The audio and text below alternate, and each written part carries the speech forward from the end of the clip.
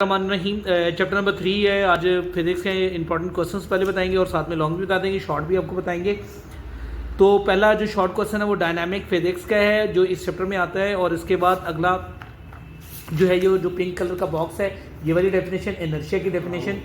Inertia के बाद जो मोमेंटम की डेफिनेशन आ गई, न्यूटन्स के लॉ पिछले काफ़ी सालों से लॉन्ग के लिए बहुत ज़्यादा इंपॉर्टेंट है।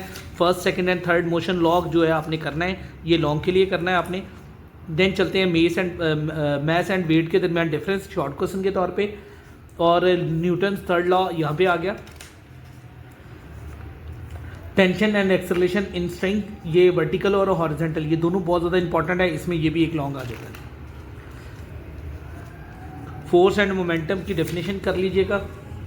लॉ ऑफ कन्वर्सेशन और मोमेंटम ये पिछले कुछ 12 से 6 दफ़ा लॉन्ग आ चुका हुआ है, इसको भी एक दफ़ा लॉन्ग में चेक कर लीजिएगा।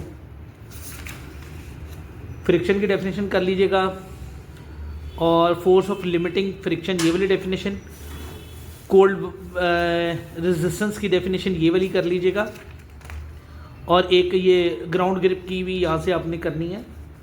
रोलिंग फ्रिक्शन की डेफिनेशन, ब्रेकिंग एंड स्केटिंग की डेफिनेशन भी आपने करनी है।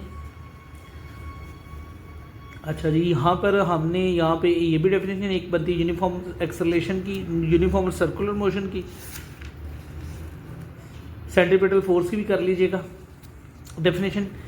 ये भी डेफिनेशन है और इसकी भी डेफिनेशन और इसकी भी डेफिनेशन ही है। अब यहाँ पे आ जाते हैं, ये बड़ी इंपॉर्टेंट डेफिनेशन है, लास्ट टाइम भी ये आई थी, ये इसको याद कर लीजिएगा। अब न्यूमेरिकल्स के बारे में बता देता हूँ मैं।